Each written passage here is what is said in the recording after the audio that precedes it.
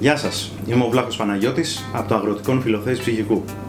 Πίσω από την κάμερα και στην τεχνική υποστήριξη είναι ο Αλέξανδρος. Σήμερα το θέμα μας είναι τα μανιτάρια. Καλεσμένος μας λοιπόν σήμερα είναι ο Βαγγέλης ο Καρίδης, παραγωγός μανιταριών και συλλέκτης επίσης άγριων μανιταριών της ελληνικής φύσης, των ελληνικών βουνών. Καλησπέρα λοιπόν Βαγγέλη. Καλησπέρα. Μας έχεις φέρει εδώ πέρα πάρα πολλά είδη μανιταριών και άγρια αλλά και καλλιεργήσιμα και θα ήθελα λοιπόν να σε ρωτήσω ποια είναι τα γενικά χαρακτηριστικά ενός μανιταριού, τι εστί μανιτάρι?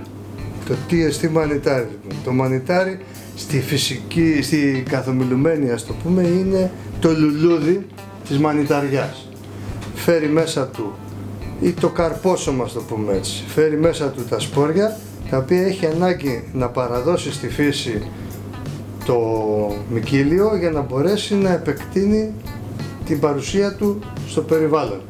Είναι ο τρόπος που μεταδίδει δηλαδή και ξαναγεννάται το μικύλιο. Τα μανιτάρια όπως είπες είναι και καλλιέργειας, είναι και άγρια. Όλα τα μανιτάρια είτε είναι άγρια είτε είναι καλλιέργειας έχουν να κάνουν πάρα πολύ καλό στον οργανισμό μας. Σε υπερθετικό βαθμό θα έλεγα, με την έννοια της προστασίας του ανοσοποιητικού συστήματος. Ενισχύει το ανοσοποιητικό μας σύστημα να μην χτυπηθεί από μικρόβια, από καρκίνους, από οτιδήποτε άλλα ας το πούμε. Πόσα είδη μανιταριών έχει η ελληνική φύση? Με το ορατό μάτι έχουμε βρει γύρω στα 3 με 3.500 είδη και από ό,τι γίνονται και άλλες καταγραφές, δηλαδή εν καιρό, κατά διαστήματα βρίσκονται και νέα μανιτάρια που δεν είχαν ανακαλυφθεί, πιο σπάνια βέβαια μανιτάρια, και αυτό που βέβαια έχουν εντοπίσει είναι γύρω στα 10.000 διαφορετικά είδη μικυλίων, τα οποία όμως δεν είναι ορατά με το γυμνό μάτι, πρέπει να τα δεις με μικροσκόπιο. Τόσο μικρά. Η θρεπτική τους αξία, ξεκίνησες να μας μιλάς λιγάκι για το... Ναι, εκτός από τη φαρμακευτική υπάρχει και θρεπτική φυσικά αξία. Αυτός είναι και ο λόγος που υπάρχουν στη φύση τα μανιτάρια. Για να τα τρώει ο άνθρωπος και άλλα ζώα, δηλαδή οι χελώνες, τα κουνάβια, οι σκύλοι, τα σαλιγκάρια. Δηλαδή το μανιτάρι βρίσκεται εκεί για δύο λόγους. Ένα, να μεταβιβάσει την κληρονομικότητά του, και ένα δεύτερο, να γίνει τροφή για τα υπόλοιπα πλάσματα πάνω στον πλανήτη. Η διατροφική του αξία είναι φοβερή, γιατί είναι ένα προϊόν που περιέχει ας το πούμε πρωτεΐνη χωρίς να έχει ίχνος από λιπαρά. Καθόλου. Φαρμακευτικές του ιδιότητες ας πούμε? Όλα τα μανιτάρια βοηθάνε στο ανοσοποιητικό σύστημα του οργανισμού. Υπάρχουν βέβαια κάποια τα οποία έχουν περισσότερο φαρμακευτική αξία από κάποια άλλα ας το πούμε.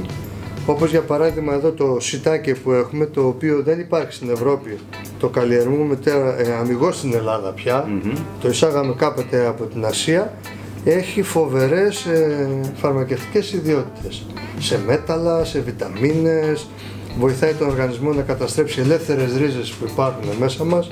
Είναι ένα άκρος φαρμακευτικό μανιτάρι. Και βλέπω ότι είναι σε μπάλα, άρα το καλλιεργείς. Το καλλιεργούμε αυτό, ναι, όχι μόνο εγώ, και άλλοι καλλιεργητές υπάρχουν, όπως και άλλα πράγματα εδώ που βλέπεις, και αυτά είναι καλλιέργειες άλλων συναδέλφων.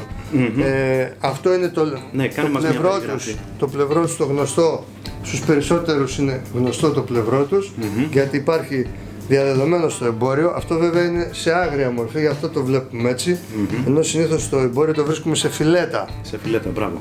Κοσκινισμένα. Περιέχει μια ουσία, την πλευροτίνη, η οποία κάνει πάρα πολύ καλό στον οργανισμό. Καταστρέφει βακτήρια και κάποια άλλα. Και αυτό επίσης έχει αυτή τη δυνατότητα. Το κίτρινο πλευρό τους. Το κίτρινο πλευρό τους, που και αυτό δεν υπάρχει στην Ευρώπη. Το καλλιεργούσαν, υπήρχε αυτοφυΐα στην Αφρική και ήρθε σαν καλλιέργεια στην Ευρώπη. Είναι πάρα πολύ ωραίο μανιτάρι, γευστικό και αρωματικό, το έχει ζεμίσει αρκετές φορές, το ξέρει. Και μετά πάμε στα άγρια μανιτάρια, τα οποία έχουμε μια ποικιλία εδώ. Αυτό είναι ένα άγριο αγαρικό, όπως είναι αυτό το καλλιεργήσιμο, αλλά σε όριμη μορφή, δηλαδή έχει μεγαλώσει, και το βλέπουμε ότι είναι μαύρο από κάτω, γιατί έχει από τα σπόρια που βγάζει, αρχίζει και μαυρίζει εδώ γύρω. Εδώ μέσα κρύβονται τα σπόρια, τα οποία μόνο με μικροσκόπιο βέβαια φαίνονται, έτσι. Αυτά τα κόκκινα εδώ. Και περνάμε σε ένα πολύ σπουδαίο μανιτάρι, το οποίο είναι κοκκινούσκα, μπαμπούσκα το λένε με λαϊκή ονομασία. Είναι ο αμανίτης του Κέσαρα, έχει πάρει το όνομα του Κέσαρα δηλαδή, γιατί στην Ιταλία είχε απαγορεύσει τους θνητούς να τρώνε μανιτάρι από αυτό, για να τα τρώει μόνο αυτός. Ναι, μάλιστα. Τρώγεται όμως σαλάτα, είναι φοβερό, σαν ομό δηλαδή, είναι καταπληκτικό, και μαγειρευτό, πώς να το κάνεις όπως θέλεις. Το μειονέκτημά του είναι αυτό το μανιτάρι, έχει σωσία στα δηλητηριώδη. Έχει την αμανίτα τη φαλοειδή που μια επόμενη ερώτηση. Όταν βραχεί η αμανίτα η φαλοειδής, ξεπλένεται από πάνω τα στίγματα τα λευκά που έχει και μπορείς να το μπερδέψεις εύκολα με το κεσαρικό. Η διαφορά τους που έγκυται όμως, ότι από κάτω αυτό είναι κίτρινο, ενώ ο φαλοειδής είναι κάτασπρος. Οπότε... Και βγαίνουν μέσα από βόλβα και τα δύο. Βόλβα είναι αυτό το πραγματάκι. Ναι. Βλέπεις, έχει μια βόλβα μέσα από την οποία βγαίνει. Άμα το δούμε, αφαιρείται αυτό, φεύγει. Όσα βγαίνουν μέσα από βόλβα λέγονται αμανίτες. Οπότε λοιπόν να ξέρουμε ότι αν βρούμε στο δάσος κόκκινο μανιτάρι με λευκό από κάτω, το ομπρελάκι το αποφεύγουμε. Έτσι, ακριβώς. Τα άλλα εδώ που μας έχεις φέρει? Αυτά είναι η γνωστή καθαρέλα. Καθαρέλα, βέβαια. Η καθαρέλα έχει πάρει το όνομά της από το κρατερίσκο, ένα μικρό ποτηράκι που χρησιμοποιούσαν για κρασί οι αρχαίοι. Από εκεί έχει προέλθει το όνομα καθαρέλα.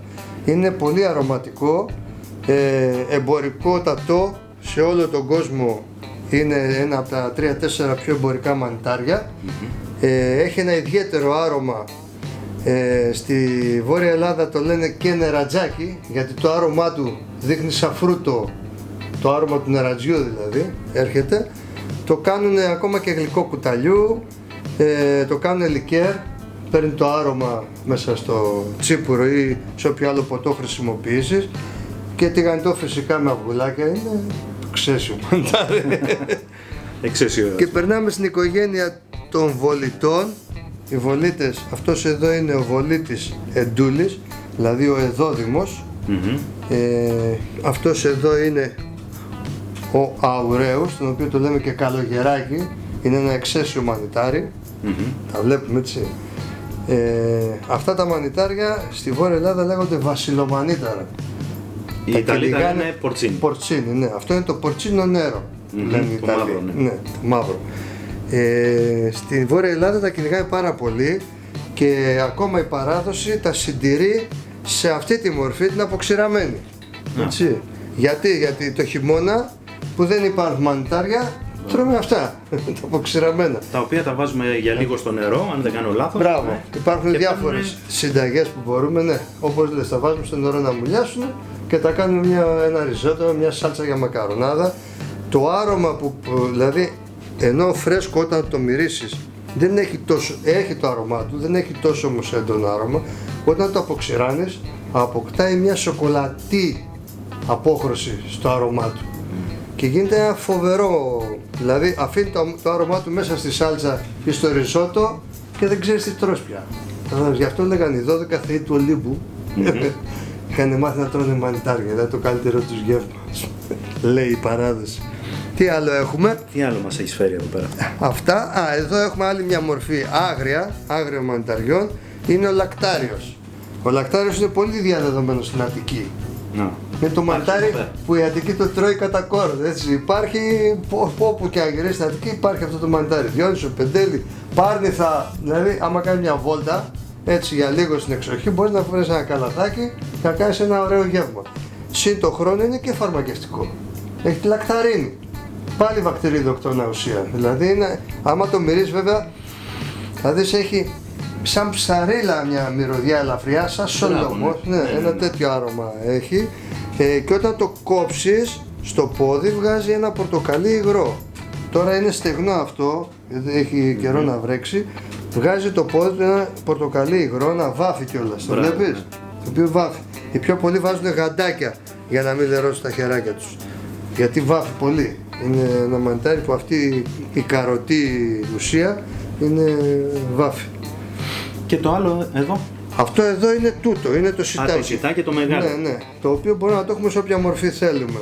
Από ομό σαλάτα μέχρι ένα πιάτο κανονικού φαγητού, ας το πούμε. Λεμονάτο στο φούρνο, οτιδήποτε μπορείς να το κάνεις, είναι πολύ ωραίος με ζέστη. Αυτά γενικά με τα μανιτάρια. Εδώ έχουμε και άλλα αποξηραμένα, δηλαδή το κάθε μανιτάρι από αυτό μπορούμε να το αποξηράνουμε και να το αποθηκεύσουμε για πολύ καιρό, χωρίς να έχουμε ανάγκη ψυγείου. Οπότε μπορούμε να το διατηρήσουμε και να έχουμε να τρώμε μανιταράκια όποτε εμείς θέλουμε πια. Ανεξαρτήτου εποχής. Τώρα η εποχή ενδίδεται βέβαια για μανιταράκια γιατί είναι, αυτό είναι σιτάκι. Είναι το σιτάκι. Εδώ, ναι. Και αυτά εδώ. Αυτός είναι ο σαρκόδων. Είναι ένα μανιτάρι που έχει παρεξηγηθεί. Από κάτω έχει βελονάκια, άμα βλέπεις. Ναι. Προκάκια το λέμε, ας το πούμε. Μπράβο. Ο σαρκόδων, άμα τον αποξηράνεις, μυρίζει σαν καπνιστό. Έτσι. Σαν καπνιστό. Και μπορεί να το τρίψεις να το κάνεις μπαχαρικό. Πάνω στα αυγά σου, σε μια σάλτσα, σε οτιδήποτε. Σαν πιπέρι. Δηλαδή, όπως χρησιμοποιείς όλα τα άλλα μπαχαρικά, χρησιμοποιείς και αυτό.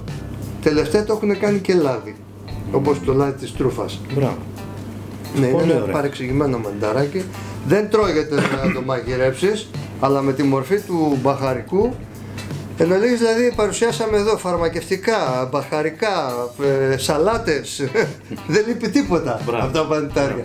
Και μην πάμε δηλαδή στα κραγιόν και στα αρώματα και στις βαφές και από τα μανιτάρια. Τέλος πάντων, αυτό που θέλω να πω είναι ότι τα μανιτάρια τα οποία κυκλοφορούν στο εμπόριο, από εσάς τους μανιταροσυλλέκτες, ας πούμε, δεν έχουν κάποιο φόβο, έτσι. Όχι, το αντίθετο μάλιστα είναι πάρα πολύ δυναμωτικά και θρεπτικά και θεραπευτικά. Ναι. Αυτά τα οποία θα πρέπει να τα προτιμάει ο κόσμος. Τα ατυχήματα που έχουν συμβεί δεν έχουν συμβεί από το εμπόριο ή από τους συλλέκτες. Έχουν συμβεί από κάποιους ανθρώπους που έχουν υπερεκτίμηση των γνώσεών τους και νομίζουν ότι γνωρίζουν το αντικείμενο. Για παράδειγμα, μπορεί να δεις να σου πει: πήγε ο φίλος μου τάδε, να αυτά μάζεψε και τα έφαγε. Από στόμα σε στόμα λοιπόν, μπορείς να μπερδέψεις τον άλλον, να τον κάνεις να πιστέψει ότι αυτό τρώγεται και να κάνεις ζημιά αντί για καλό. Εμένα με παίρνουν πολύ τηλέφωνα και μου λένε: βρήκα ένα μανιτάρι έτσι και έτσι. Άμα δεν το δω, άμα δεν μου το φέρεις, να το αγγίξω, να το κόψω, να το μυρίσω, δεν μπορώ να σου πω ούτε από το τηλέφωνο ούτε από φωτογραφία τι είναι και πώς, αν τρώγεται ή δεν τρώγεται. Οπότε καλό είναι όταν θέλουμε να πάμε, αν βρούμε κάποια μανιτάρια, καλό να φωνάξουμε ένα στο σπίτι που γνωρίζει να του τα δείξουμε. Όπως με φωνάζουν κατά καιρούς και εμένα δηλαδή. Αλλά στο εμπόριο, να σου πω, υπάρχει μια μικοφοβία στον κόσμο. Θυμάμαι κάποια φορά σε μια λαϊκή πήγα και έψησα δίπλα στην καντίνα που έσπινε σουβλάκια, έψησα σιτάκια. Και έβαλε την κόρη μου οδοντογλυφίδα και τα μοίραζε στους περαστικούς. Όλοι δοκιμάζανε και λέει τι ωραίο και τα λοιπά, μπράβο παιδιά, δηλαδή ενθουσιάστηκαν και τους άρεσε και η γεύση και αυτό.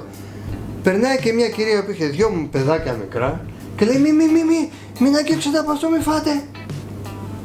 Πρόσεξε να δεις δηλαδή, η κυρία δηλαδή όχι μόνο η ίδια φοβότανε, αλλά πέρασε και το φόβο στα παιδιά της. Αυτό είναι το χειρότερο απ' όλα. Καλά, εσύ κυρία μου δεν θες να φας, δεν πρέπει όμως με αυτή τη συμπεριφορά να βγαίνουμε στην κοινωνία, γιατί εντάξει, μας κοροϊδεύουν άλλοι λαοί, έχουμε από τα πιο νόστιμα μανιτάρια στην Ευρώπη η Ελλάδα. Να φανταστείς ότι οι Γερμανοί αγοράζουν την κανθαρέλα από εμάς για να αρωματίσουν τη δική τους που έχουν τόνους κανθαρέλα, αλλά δεν έχει το άρωμα που έχει η ελληνική. Οπότε τι κάνουν, έρχονται και αγοράζουν την ελληνική κανθαρέλα, την προσμίγουν με τη δικιά τους και δίνουν άρωμα. Έχουμε πάρα πολύ ωραία μανιτάρια νόστιμα και γευστικά. Όπως και άλλα προϊόντα φυσικά, δεν είναι μόνο τα μανιτάρια της Ελλάδας καλά. Απλώς βρεχόμαστε από πολλές θάλασσες και έχουμε νοστιμία. Και σαν Λοιπόν, ευχαριστώ πάρα πολύ. Και εγώ, να είσαι καλά, καλές δουλειές. Και να μην φοβάστε να τρώτε μανιτάρια. Το βασικότερο. Λοιπόν, ήταν ο Βλάχος ο Παναγιώτης, μαζί μας το Βαγγέλη το Καρύδη για τα μανιτάρια. Όποιος θέλει να σχολιάσει μπορεί να το κάνει, να εγγραφεί, να σχολιάσει, να πάρει τηλέφωνο για πληροφορίες, οτιδήποτε χρειαστεί. Και ερωτήσεις που μπορούμε να απαντήσουμε βασικά να μας κάνουν. Βέβαια. Ευχαριστούμε πολύ που μας παρακολουθήσατε.